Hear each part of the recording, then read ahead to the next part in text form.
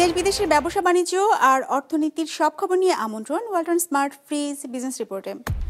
দেশে দারিদ্র্যের হার আরও বেড়েছে, 2 বছরের ব্যবধানে বেড়েছে 2% বিআইডিএস এর গবেষণা।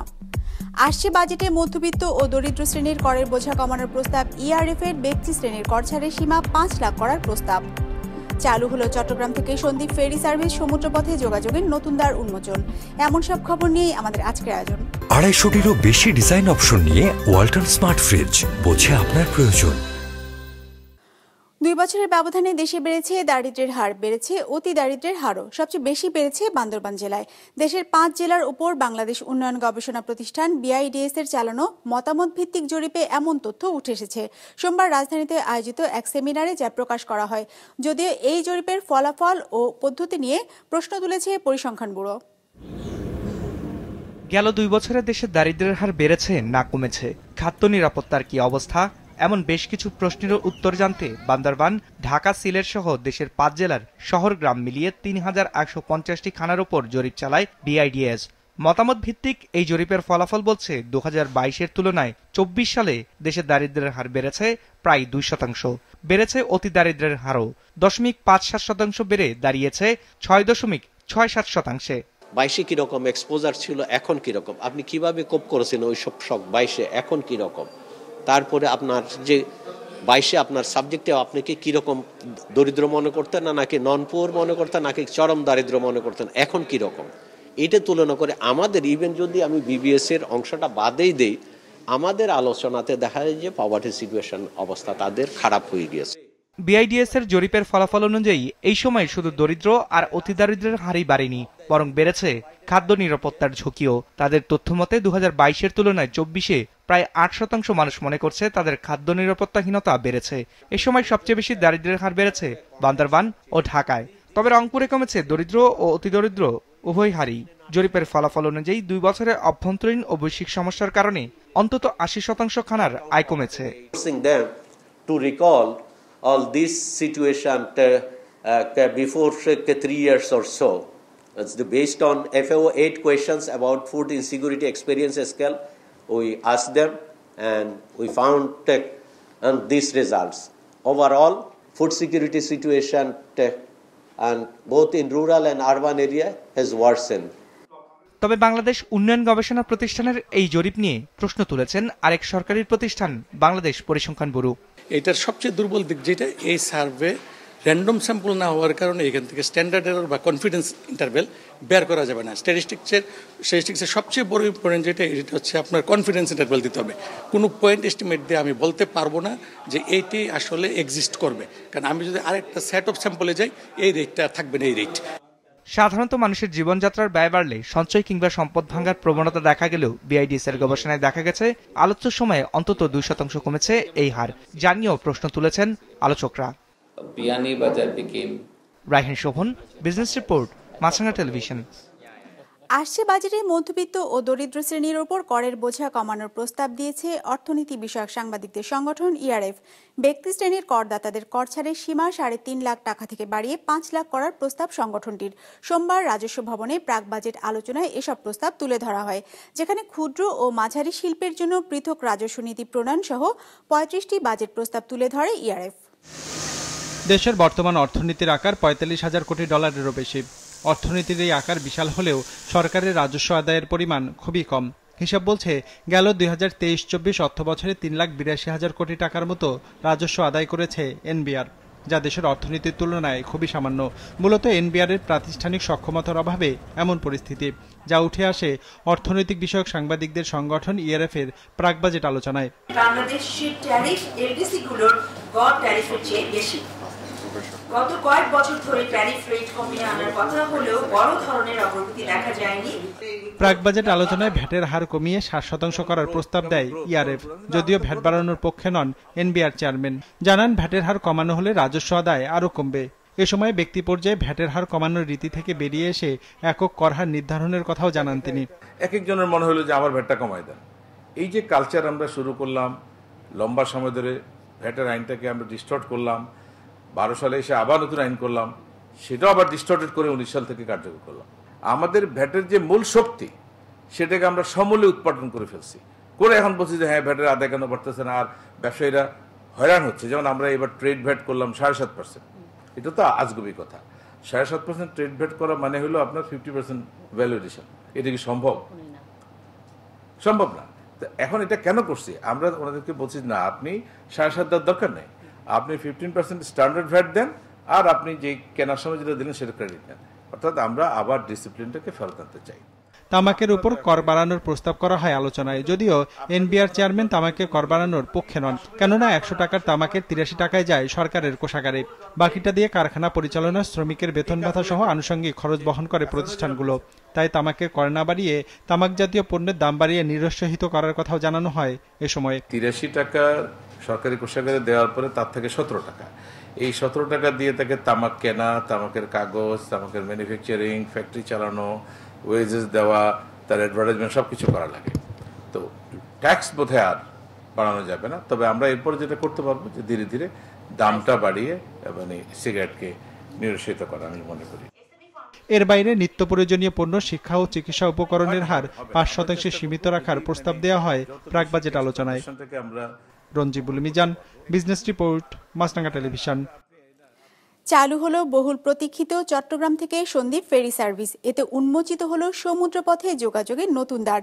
উদ্বোধন করেন প্রধান উপদেষ্টা ডক্টর মোহাম্মদ ইউনুস। আরও জানাচ্ছেন মোহসেনাত শিহাব, ক্যামেরায় ছিলেন সঞ্জীব দে বাবু। এক পাশে বাঁশবাড়িয়া, আরেক পাশে গুপ্তছড়া, মাঝখানে 18 কিলোমিটারের দীর্ঘ সমুদ্রপথ।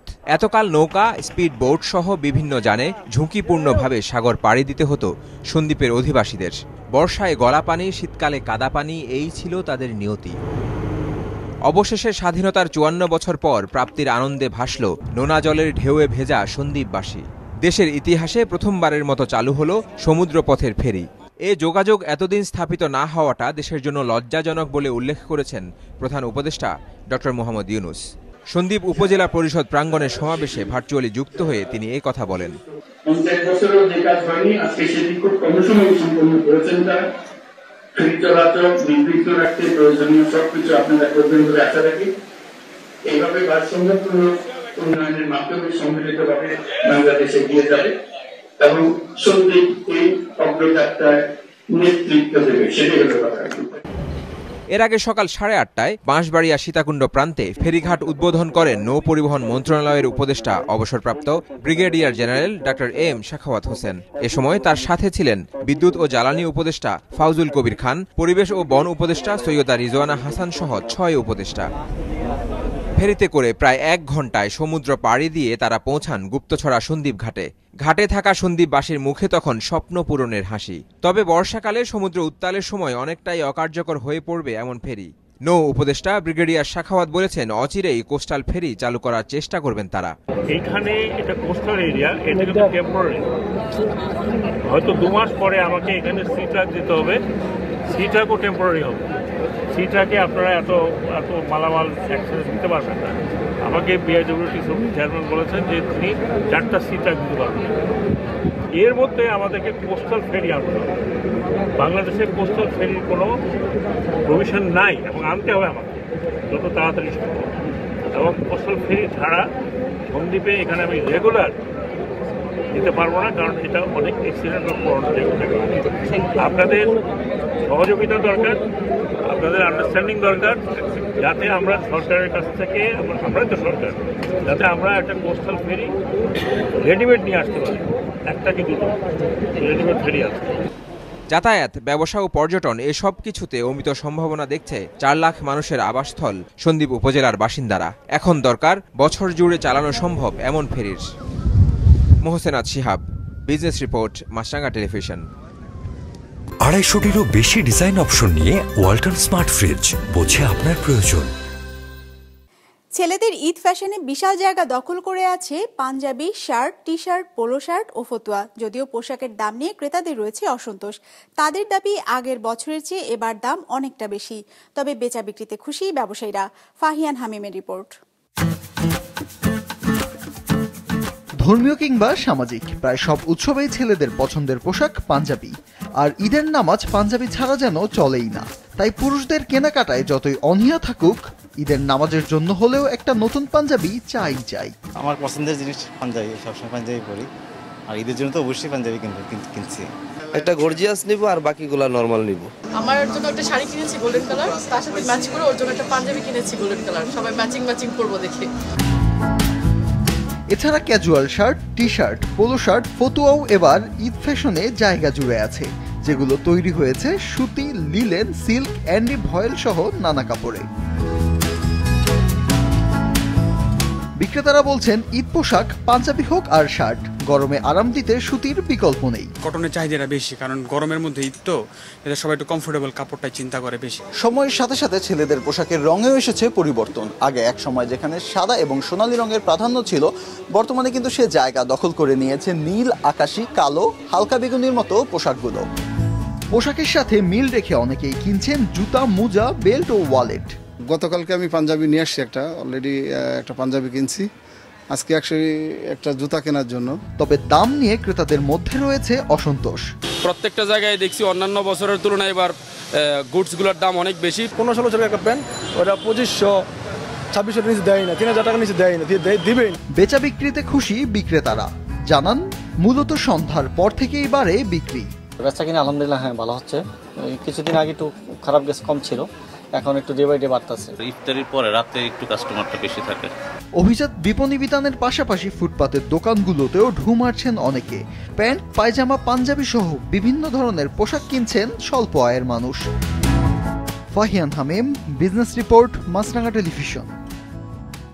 বান্দরবানে নিত্যপণ্যের বাজার নিয়ন্ত্রণ ও সরবরাহ স্বাভাবিক রাখতে বাজার মনিটরিং করছে জেলা প্রশাসন। জেলা প্রশাসক শামীম আরা রিনির নেতৃত্বে ভ্রাম্যমাণ আদালত সোমবার দুপুরে এই কার্যক্রম পরিচালনা করেন।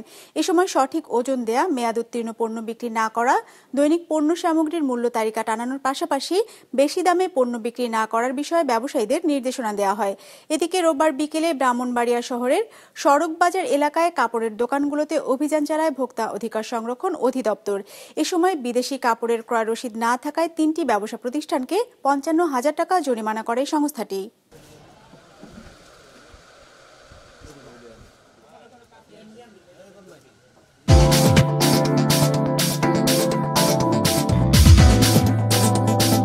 ইতিবাচক ধারায় শেষ হয়েছে ঢাকা স্টক এক্সচেঞ্জের লেনদেন। সার্বিক সূচক ডিএসসি এক্স 13 পয়েন্ট বেড়ে দাঁড়িয়েছে 5,196-তে। বেচা কেনা হয়েছে 504 কোটি টাকার। লেনদেনে অংশ নেওয়া প্রতিষ্ঠানগুলোর মধ্যে দর বেড়েছে 172টির, কমেছে 151টির, আর অপরিবর্তিত আছে 73টির দর।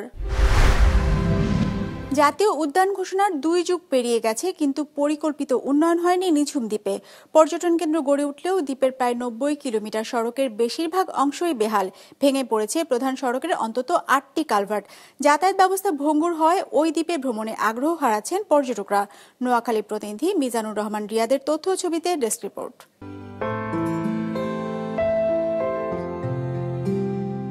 সাগরের সীমাহীন জলরাশি, বিস্তীর্ণ গাছপালা আর প্রাণীকুল, প্রকৃতির মাঝে হারিয়ে যাবার মতো যত উপাদান দরকার এর প্রায় সবই রয়েছে নিঝুম দ্বীপে।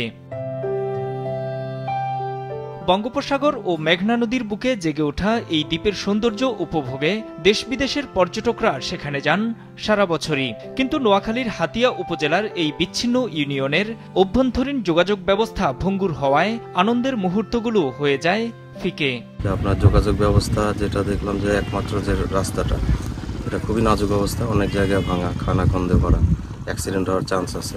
দ্বীপ খুবই সুন্দর একটি জায়গা, কিন্তু যাতায়াত ব্যবস্থার কারণে একবার আসলে দ্বিতীয়বার আসতে ইচ্ছা করবে না। দ্বীপের প্রায় 90 কিলোমিটার সড়কের বিধ্বস্ত বিভিন্ন অংশে চলাচল করতে হয় কাঠের সেতু কিংবা গাছ ফেলে নির্মিত সাঁকোতে। এমন বেহাল দশায় প্রায়ই ঘটছে দুর্ঘটনা, জানান স্থানীয়রা। এখানে আপনার কিছুদিন আগে 10-15টা গাড়ি অ্যাক্সিডেন্ট হয়েছে।